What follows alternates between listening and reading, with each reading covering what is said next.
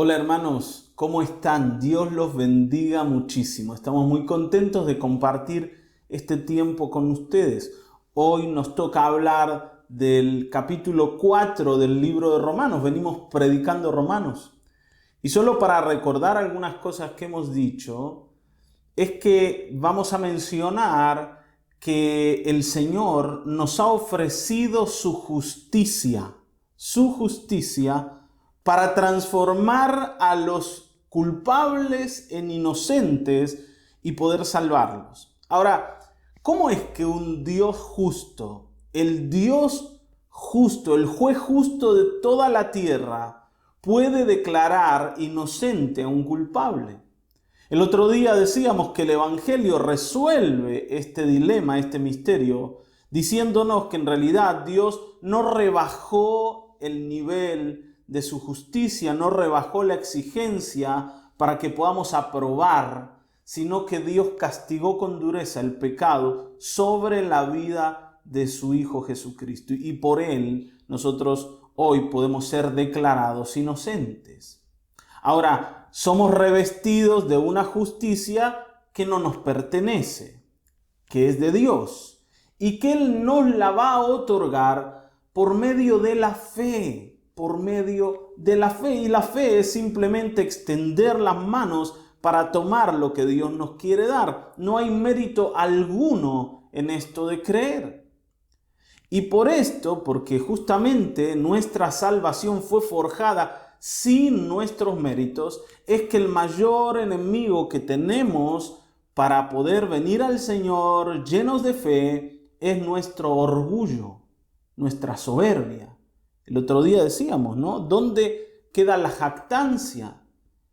Porque a nosotros nos gusta jactarnos y decir, epa, cuidado, Dios me salvó, el Señor me rescató, pero algo en mí ha encontrado para decidir hacerlo. Por último, la fe a veces nos parece ser un mérito y por eso nos creemos mejores que los incrédulos, aunque no somos mejores, somos iguales. Solamente que hemos decidido extender la mano para recibir el regalo. Hoy me gustaría que entendamos que Pablo quiere profundizar este aspecto que nos predicó en el capítulo 3, desde el versículo 21 al 27, y después del 27 al final del capítulo, para que podamos entender claramente que esto del orgullo está más metido en nosotros de lo que pensamos. A veces uno dice, bueno, pastor, yo no soy una persona orgullosa. Pero ¿saben dónde el orgullo deja su huella y dónde da muestras de que está en medio de nosotros? En nuestra relación con las demás personas, en cómo tratamos a los demás. Y quisiera que miremos el capítulo 4 pensando en esto, en cómo hemos hecho las cosas nosotros frente a las personas dentro de la iglesia, viviendo la vida del Evangelio. Amén. Así que vamos a ir leyendo de a poco, tenemos mucho para leer y vamos a ir reflexionando sobre lo que Pablo le dice aquí a la iglesia de Roma. Romanos 4, versículo 1 dice, entonces, ¿qué fue lo que obtuvo nuestro antepasado Abraham? Porque si Abraham hubiera sido justificado por las obras, tendría de qué jactarse, pero no delante de Dios. Porque, ¿qué es lo que dice la Escritura?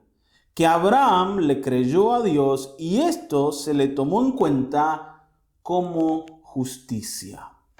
La primera cosa que Pablo nos va a decir es que la justicia de Dios se establece sobre una persona por una única condición y es la fe, sin ningún tipo de mérito de parte de las personas. Y para que entendamos esto, no se olviden que la iglesia de Roma estaba llena de judíos que habían creído, pero judíos al fin, que valorizaban el hecho de ser hijos de Abraham, ¿sí? Para ellos ser hijos de Abraham era algo muy especial. De hecho, en alguna oportunidad, los fariseos le decían al Señor, nosotros somos hijos de Abraham, no somos esclavos de nadie. Para ellos ser hijos de Abraham era ser hijo de una persona que no solo era el padre de la fe, sino el ejemplo más grande de cómo es un hombre justo. Si pensamos en un hombre justo, un hombre correcto, tenemos que pensar en Abraham. Y entonces Pablo va a usar la vida de Abraham para explicar que justamente la justicia de Abraham no radicaba en los méritos de Abraham. Dice, ¿qué halló nuestro padre Abraham? ¿Qué obtuvo nuestro padre Abraham, nuestro antepasado Abraham en la carne? Porque dice, si Abraham hubiese sido justificado por las obras, tendría que jactarse. Podría estar orgulloso por las cosas que hizo, pero en realidad no delante de Dios. Porque la Escritura dice, y acá es como si Pablo les dijera, ustedes tienen que leer más lo que dice la Escritura, porque dice que Abraham fue justificado por la fe. Dice, Abraham le creyó a Dios y esto se le tomó en cuenta como justicia. Se le atribuyó justicia a cambio de fe, no a cambio de obras. Y aquí es donde yo quisiera profundizar, ¿no? y apoyar la reflexión de hoy. Nosotros tenemos un problema importante con el tema del orgullo, porque el orgullo nos dice que merecemos lo que tenemos, ¿sí? Si son cosas buenas. Y también nos dice que no merecemos lo que nos pasa si son cosas malas. Porque siempre creemos que las cosas que hacemos merecen ser premiadas. ¿Está bien, no? Y como yo creo que mis buenas cosas merecen ser premiadas, entonces yo le quito a Dios la oportunidad de bendecirme sin causa, sin razón. Porque estoy siempre esperando que el Señor me explique qué es lo que vio en mí para bendecirme. Y así evalúo a los demás. Yo estoy esperando ver buenas cosas en los demás para considerarlos buenas personas, para amarlos y para bendecirlos. ¿Está bien, no? Y de la misma manera, cuando no veo esas buenas cosas que espero ver, también los condeno, los juzgo y los maltrato. Y esto tenemos que tenerlo muy claro porque es uno de los grandes males de la iglesia del Señor.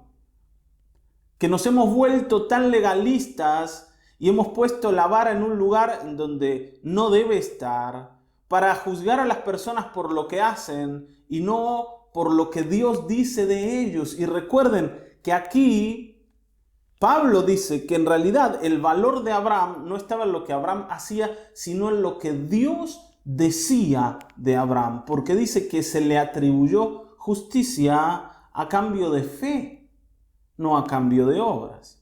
¿Qué es esto de que se le atribuyó justicia? Bueno, Dios declaró a Abraham una persona agradable y conforme al carácter de Dios, cuando en realidad Abraham no hizo nada para merecerlo.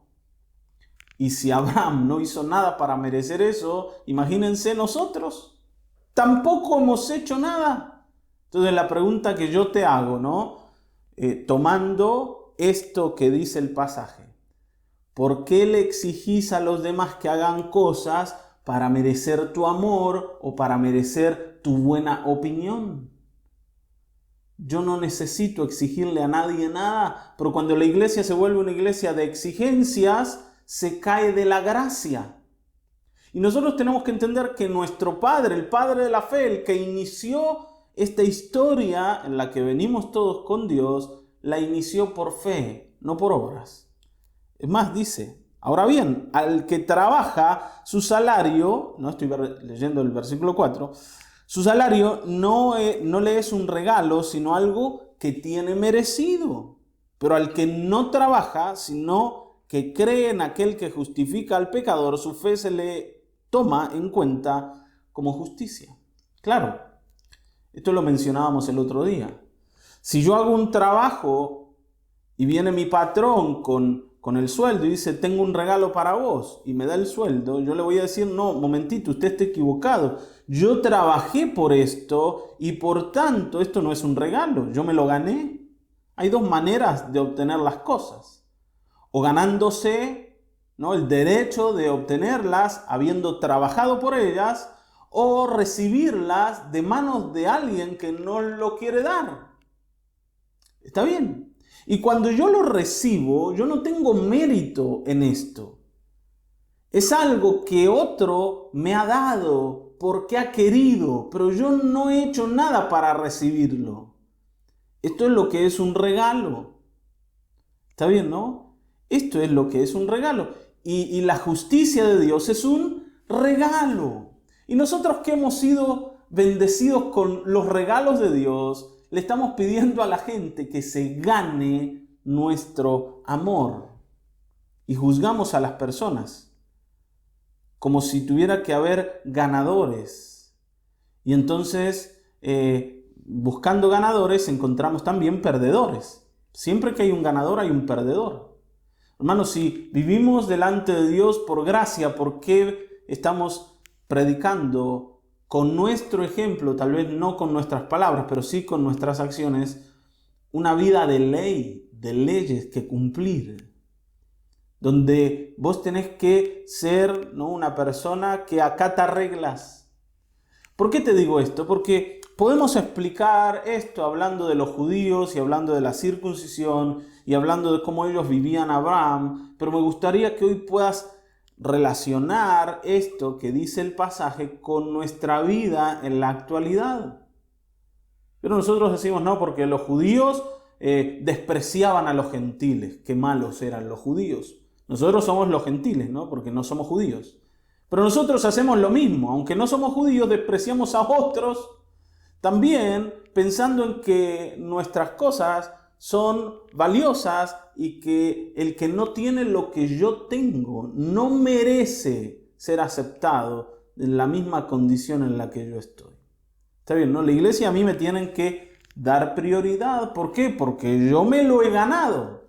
Bueno, pero si te lo has ganado, entonces hay que pagarte la deuda.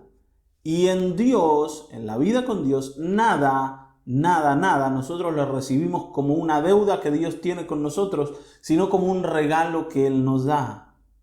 Hermanos, ni siquiera lo que recibimos todos los meses por nuestro trabajo, en realidad es algo que hemos ganado, sino es algo que viene de la misericordia de Dios.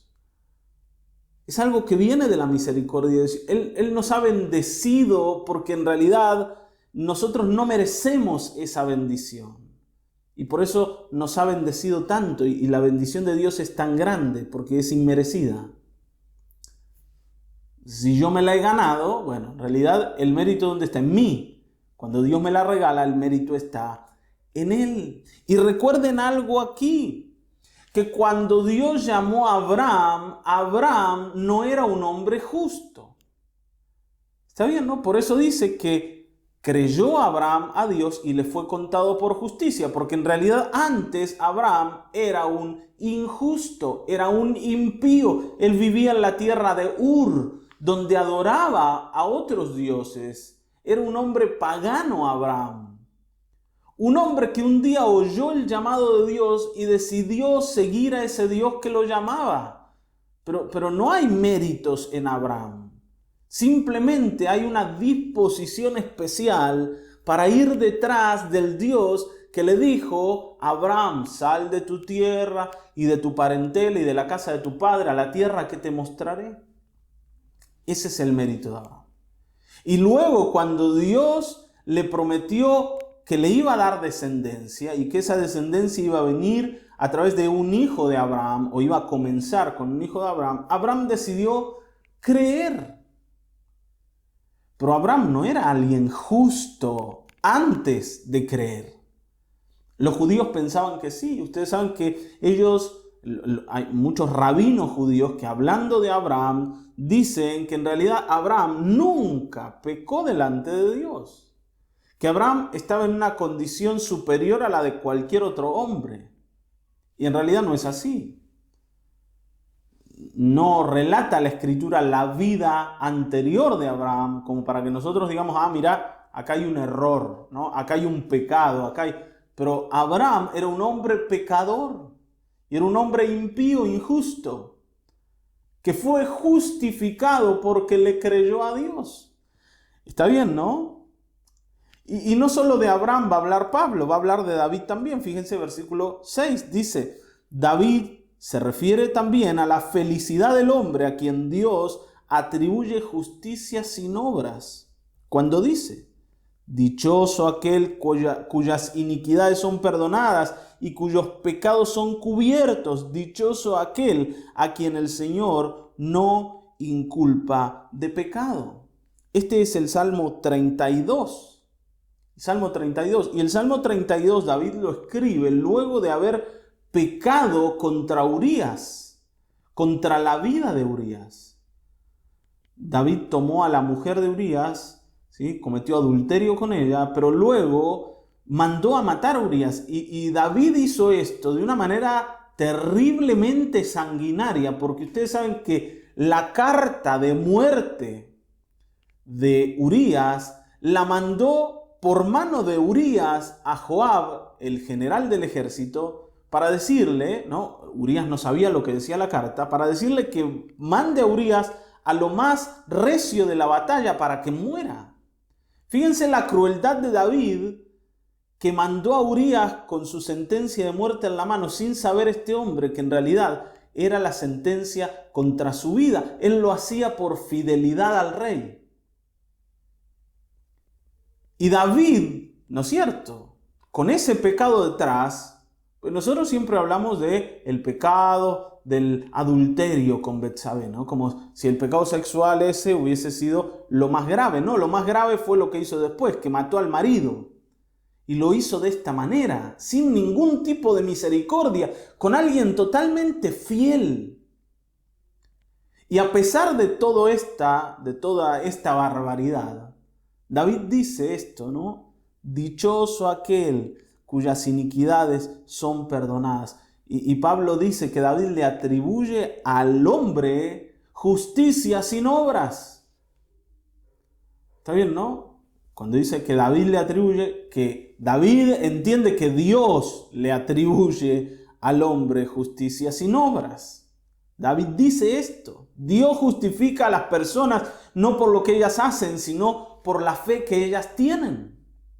Y lo dice en este salmo. Dichoso aquel cuyas iniquidades son perdonadas y cuyos pecados son cubiertos. El otro día decíamos, hermanos, si el Señor nos contara los pecados todavía como presentes, no tendríamos oportunidad de ir y arrepentirnos delante de Él. Porque debería matarnos por el pecado, no podría perdonarnos. Si nos perdona es porque justamente no nos está culpando. ¿Te das cuenta? O sea, mi pecado no está presente. Y esto es así delante de Dios. Ahora, vuelvo a preguntar, ¿por qué nosotros le contamos a las personas siempre los pecados como presentes? Y esto no se trata simplemente de perdonar la ofensa.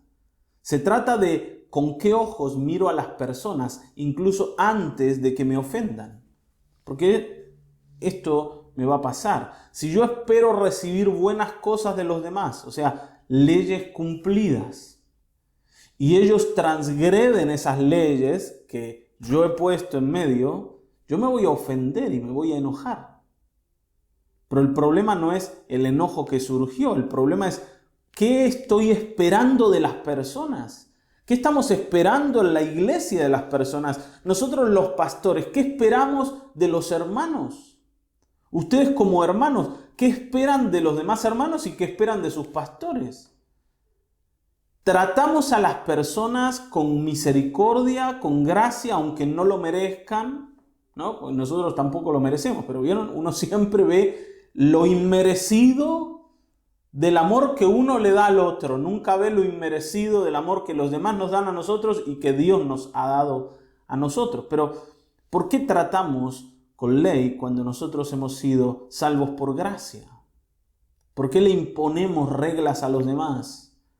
Y nos volvemos una aplanadora si Dios no nos ha tratado así. Y esto tiene una sola razón, es que nuestro orgullo no nos permite ver la gracia de Dios. La iglesia fue levantada y puesta en pie por la gracia de Dios, no por el mérito del hombre.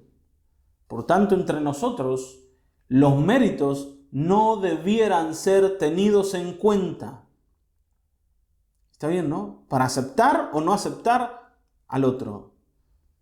Para hablar bien o para hablar mal. Los méritos no deben ser tenidos en cuenta. Lo que debemos tener en cuenta es que el Señor ha querido salvarnos. Y por eso dice, ¿no? Aquí, está bien, ¿no? ¿Acaso, versículo 9, acaso esto está dicho solamente para los que están circuncidados o es también para los que no lo están? Porque decimos que la fe de Abraham se le tomó en cuenta como justicia. ¿Cuándo se le tomó en cuenta?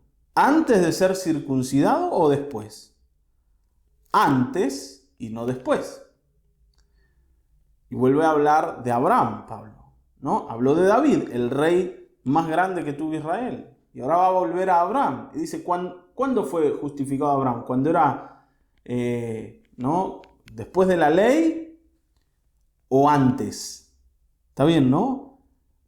¿Después de ser circuncidado o antes? A ver, ¿el Señor lo aprobó porque estaba circuncidado? ¿O el Señor lo aprobó porque cumplía la ley? No. El Señor lo aprobó cuando no había circuncisión y cuando no había ley. Allí Dios aprobó a Abraham por una sola razón, porque le creyó. Hermanos, vieron que hoy la iglesia ha establecido como una circuncisión moderna, que tiene que ver con todo lo externo de la vida cristiana. La circuncisión era una marca externa de una realidad interna del corazón, o por lo menos esa era la idea de Dios. La fe de Abraham, y esto lo va a explicar, no ahora justamente, que Abraham fue circuncidado, versículo 11, como señal, como sello de la justicia por la fe que obtuvo antes de ser circuncidado. Abraham obtuvo justicia por fe y luego la circuncisión fue una marca de esa realidad interna de su corazón. Pero hoy la iglesia espera simplemente ver la marca externa y pasa por alto lo interno. Y todo aquel que no tenga marca externa, que no se comporte según el estándar que nosotros mismos colocamos como una nueva circuncisión, es desechado como alguien que no sirve. Si no haces lo que yo digo, no te tomo en cuenta. No importa lo que Dios piense, lo que importa es lo que yo pienso. Y esto nos ha hecho aborrecibles delante del Señor, hermanos. Es necesario cambiar y cambiar hoy. Porque en la vida nosotros vamos a entender lo siguiente, que así como nos vemos a nosotros mismos delante de Dios, así vamos a tratar a los demás. Pero también nuestro trato hacia los demás revela cómo nos vemos delante de Dios. Y recuerden que Dios aborrece a los soberbios y da gracia a los humildes. Por tanto, lo externo nunca es lo principal. Siempre lo principal es lo interno. Eso quiere decir esto, que aunque vos veas a un hermano lleno de errores, lo esencial en él no es lo que hace, sino lo que está en su corazón. Y en su corazón está lo que Dios ha colocado allí. Si el Señor ha decidido salvarlo, si el Señor ha decidido perdonarlo, si Él le ha creído al Señor, esto es suficiente como para que yo lo considere igual e incluso superior a mí. Yo no puedo juzgarlo por lo que exhibe externamente, sino por lo que en realidad debo tratarlo, por lo que tiene en su corazón. Él tiene a Cristo. Las personas no valen por las marcas externas o las señales externas o los méritos externos, sino porque en el corazón de ellos habita nuestro Señor igual que en el nuestro. ¿Está bien, no? Si vos querés ser una persona de fe, hoy tenés que revisar cómo estás conduciéndote con tus hermanos en la fe. Si vos querés venir delante del Señor y poder fortalecer tu fe de modo que te enfrentes a la vida fortalecido, lleno de confianza y de esperanza, tenés que resolver tus problemas con las personas, especialmente en lo que tiene que ver con tu mirada acerca de quiénes son ellos, y de cómo son, y de qué merecen, y de qué no merecen. Porque mientras consideremos a las personas por lo que hacen y no por lo que son en Cristo Jesús, siempre vamos a equivocarnos. Nosotros amamos a las personas que nos agradan y desechamos a las que nos desagradan. Pero Dios no nos ha tratado así. Él nos ha amado aun cuando éramos desagradables y nos ha regalado su misericordia. Amén. Así que hoy tenemos que venir hacia esto, venir hacia acá, ¿no? Hacia esta realidad, donde Abraham fue justificado por la fe, no por las obras de la ley, tampoco por la circuncisión, por la marca externa que exhibía. Y esto Pablo se lo dice a los judíos que se creen mejores que los gentiles. Entonces le dice, ¿no?, que esta marca, la circuncisión, es una señal del pacto que Dios hace con Abraham, está bien, ¿no?, por su fe, de la justicia que recibió Abraham por su fe, y dice, de esta manera Abraham es padre de todos los creyentes que no están circuncidados también, a fin de que también a ellos la fe se les tome en cuenta como justicia, y también es padre de aquellos que están circuncidados, que siguen las pisadas de la fe que tuvo nuestro padre Abraham antes de ser circuncidados. O sea, circuncidado. O sea, Abraham es el padre de los que creen, no de los de la circuncisión. Es más, Abraham, vuelvo a decir, cuando fue llamado por Dios, no era un judío. Está bien, ¿no? No era un judío, era un gentil. No era el pueblo santo del Señor, era un pagano que iba a comenzar su historia con Dios, igual que todos los demás que estaban ahí a los que ellos despreciaban. Dice, ustedes desprecian a los gentiles, pero Abraham era un gentil cuando Dios lo justificó. Hermano, cuando el Señor te llamó, ¿eras alguien lleno de méritos y de buenas cosas que merecía la salvación? Seguro que no, yo no era así. Yo era un desastre. Ahora, cuando uno se enfrenta a una persona que es un desastre, como uno era antes, no la trata como Dios nos trató. La tratamos con dureza, con juicio, con exigencia. Como si nosotros hubiésemos sido cristianos desde que nacimos. Y no es así. Hoy tenemos que repensar todo esto. Ahora dice, porque la promesa, y aquí Pablo va a introducir una nueva idea, la promesa de Dios que viene por esa fe. Dice, la promesa dada a Abraham y a su descendencia en cuanto a que recibiría el mundo como herencia, no le fue dada por la ley, sino por la justicia que se basa en la fe. El Señor le dio una promesa, y fíjense cuál era la promesa. La promesa para Abraham y para su descendencia es que recibiría el mundo como herencia. Ni siquiera el Señor le había hablado de una tierra. Abraham entendía que Dios le había prometido el mundo entero. Y esa promesa no era porque Abraham se lo había ganado, sino porque Abraham había creído. Está bien, se basa en la fe, dice el versículo 13. Pues si los que van a recibir la herencia se basan en la ley, la fe resulta vana y la promesa queda anulada. Esto es como cuando un papá le promete a su hijo que para el cumpleaños le va a regalar, ¿no?, una bicicleta, un videojuego, el regalo que más te guste. ¿Está bien, no? Y cuando llega el día del cumpleaños, ese niño está esperando que su papá le traiga el regalo que le prometió, pero el padre no le da el regalo. Le dice, papá, ¿el regalo dónde está? Y el padre le dice, no, lo que pasa es que no te ha ido bien en la escuela. Y el niño dice, bueno, pero si vos no dijiste nada de que me tenía que ir bien en la escuela, vos me dijiste que me ibas a regalar para el cumple la bici o la Play, ¿me entiendes, no? Y sí, pero lo que pasa es que vos tendrías que haber hecho bien las cosas. Entonces, si el niño hacía lo que tenía que hacer, se ganaba el regalo. Y entonces ya no es un regalo. ¿Te das cuenta? El regalo que Dios prometió no depende de que yo me lo gane, sino de su promesa. El regalo depende de Dios, no de mí. Igual que las promesas que le hacemos a nuestros hijos no dependen de lo que ellos hagan. Una vez que prometimos, esa promesa depende de mi propia palabra. Yo debo cumplirla porque yo la he prometido. No puse condiciones y Dios no puso condiciones.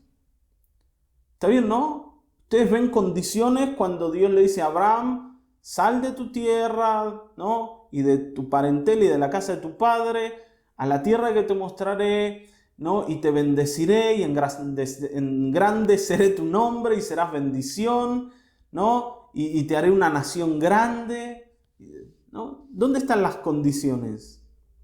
No hay condiciones. El Señor le dice, yo voy a hacer esto con vos, vení conmigo que yo te voy a dar esto. Esa es la única cosa que Dios le dice. O sea, hay una promesa que solo requiere ser creída, no ser ganada. Ahora, ¿por qué le hacemos a las personas ganarse nuestro amor, ganarse nuestra aprobación, ganarse nuestra buena opinión? Y también le pagamos mal cuando ellos no hacen los méritos que esperamos que hagan. Los miramos de reojo, ¿no? Les hacemos sentir el rigor de que no estamos bien con ellos, no estamos de acuerdo. Y manejamos esto, ¿no? Como si la gente tuviera que merecer nuestro amor o cariño.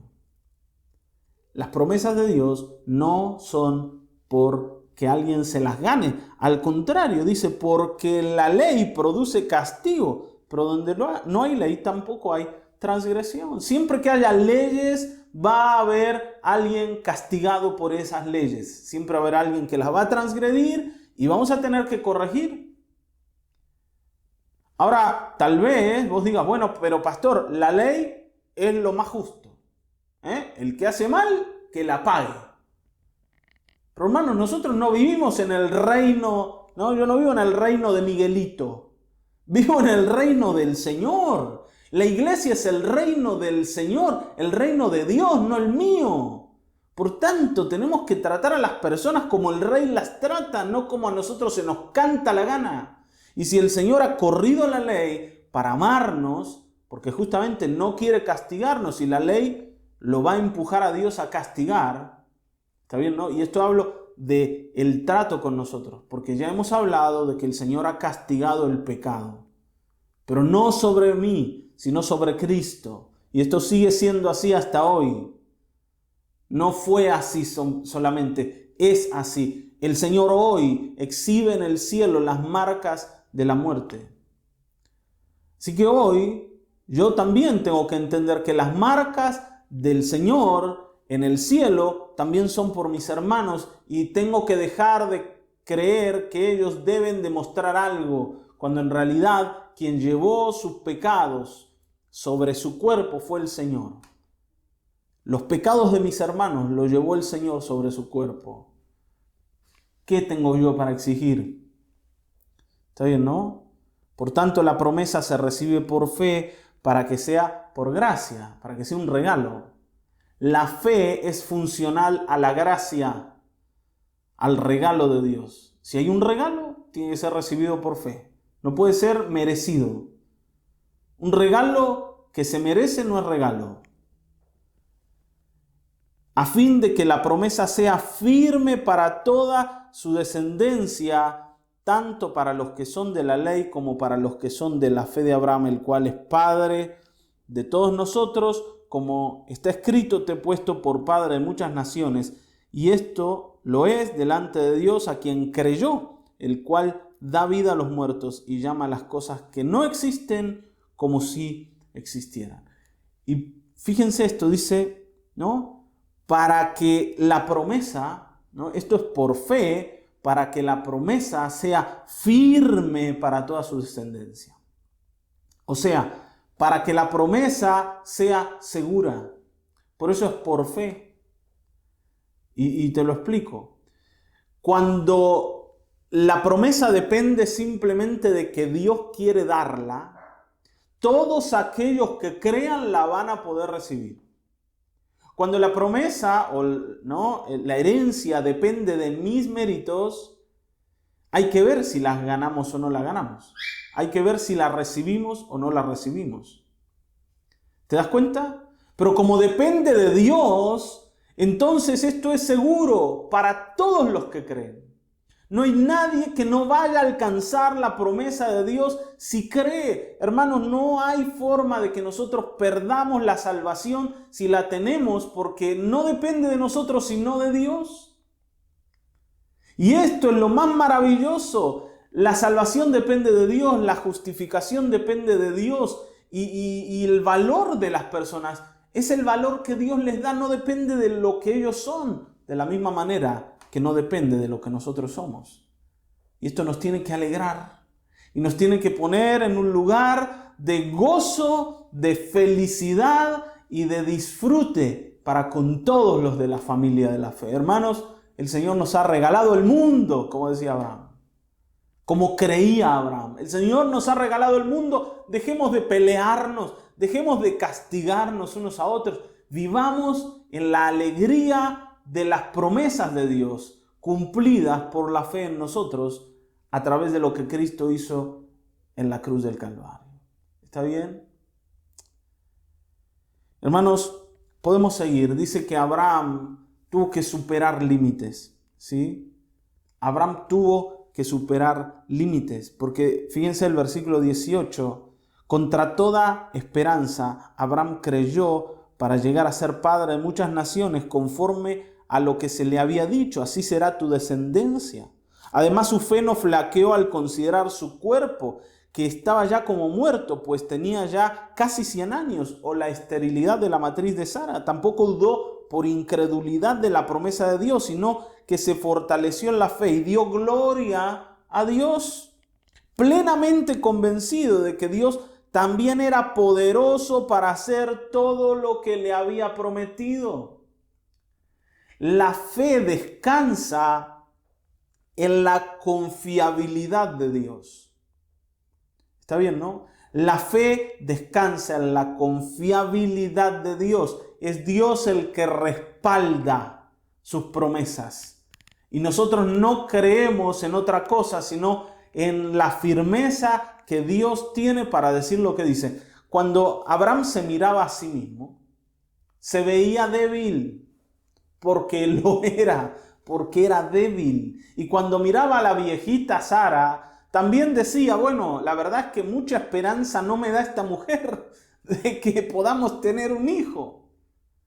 Pero aunque él veía esto de manera realista, él seguía creyendo en que Dios era poderoso para hacer todo lo que le había prometido. Dios es poderoso. Él es el que respalda. Él es el que garantiza la promesa.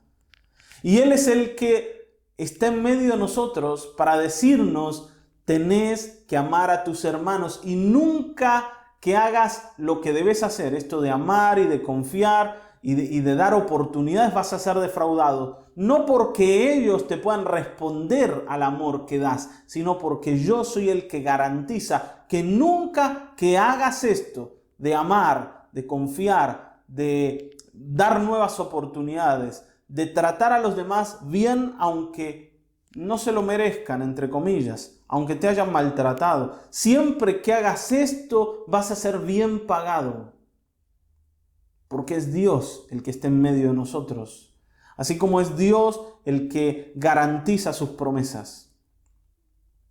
En otro lado dice que el Señor no solo nos prometió, sino juró por sí mismo. ¿Está bien, no? Juró por sí mismo para que por dos cosas, dice, inmutables, nosotros tengamos seguridad de que Él no va a fallar. Hermanos, Dios no va a fallar. Por eso dice, su fe se le tomó en cuenta como justicia. ¿Por qué? Porque Él no era capaz. Y como no era capaz, creyó. El que cree, cree porque sabe que no es capaz. porque se ha humillado, porque ha abandonado el orgullo, porque ha abandonado la idea de que merece, porque ha abandonado la idea de que algo bueno hay en él para recibir las promesas de Dios. El que cree, cree porque no puede hacer otra cosa más que creer. Y Dios justifica, declara justo al creyente. Hermanos, ¿yo qué quiero decirles? Nosotros tenemos claro que delante de Dios todo orgullo y toda soberbia queda excluida. Delante de Él no podemos enorgullecernos, pero delante de los hermanos tampoco. Porque recuerden, nosotros no podemos vivir una dualidad de vida. Ser orgullosos con los hermanos y humildes delante de Dios.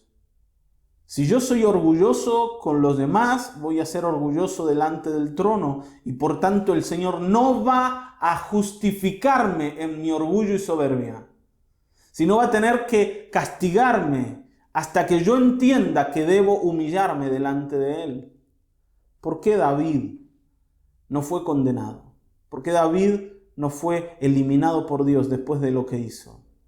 Porque era un hombre humilde, que entendía que no había nada que podía hacer para reparar sus errores, solamente confiar en el que justifica al creyente por la fe, ¿no? Si es creyente es por la fe. Bueno, hermanos, podríamos hablar mucho más de esto, pero Pablo termina diciendo que todo esto que Dios hizo con Abraham es para todos nosotros, para todos los que somos de la fe de Abraham. Vengamos a la fe. Abandonemos el orgullo y entendamos que nuestra relación con los demás debe seguir estas mismas reglas. No leyes, ¿está bien, no? Sino confianza, sino amor. Recuerden que la fe obra por el amor. Cuando yo amo, también estoy expresando fe, porque nadie merece. Cuando yo amo, decido dar. ¿Está bien, no? Y no doy para que se me retribuya, ni tampoco doy porque alguien se lo merezca. Simplemente decido amar. Y cuando alguien nos ama porque ha decidido hacerlo, no porque lo merezcamos. Entonces, vengamos a la fe, a la confianza en Dios y abandonemos cualquier tipo de sensación orgullosa que tengamos adentro, para que el Señor nos encamine en los caminos que Él tiene preparados para nosotros. Amén. Oremos. Padre, en el nombre de Jesucristo, gracias por este tiempo de palabra de Dios en el que nosotros podemos reflexionar acerca de aquellas cosas que tú has hecho con nosotros, pero también en aquellas cosas que nosotros hemos hecho con los demás. Y queremos, Señor, abandonar el orgullo y la soberbia que entorpecen el camino de la fe. Entender, Señor, que no hay nada que podamos hacer para ganar tu justicia ni tus promesas. Que tú eres el que garantiza lo que ha prometido. Y que, Señor, tus regalos son inmerecidos. Pero tú decides darlo por tu buena voluntad, por tu enorme gracia. Señor, que la iglesia hoy se mueva hacia Cristo y hacia el amor de unos con otros. No queremos ser una iglesia, Señor, que exija a través de leyes y reglas que las personas deben cumplir, sino que pueda extender la mano de amor y de cariño para aquellos que erran y se equivocan y no merecen, igual que nosotros, que no merecemos, Señor. En el nombre de Jesucristo queremos dejar de exigir, Señor, que los demás se comporten de determinada manera para aceptarlos. Hoy en ti confiamos, en ti esperamos y queremos ver a Cristo en la vida de cada uno de nuestros hermanos. En el nombre de Jesucristo. Amén, amén, amén.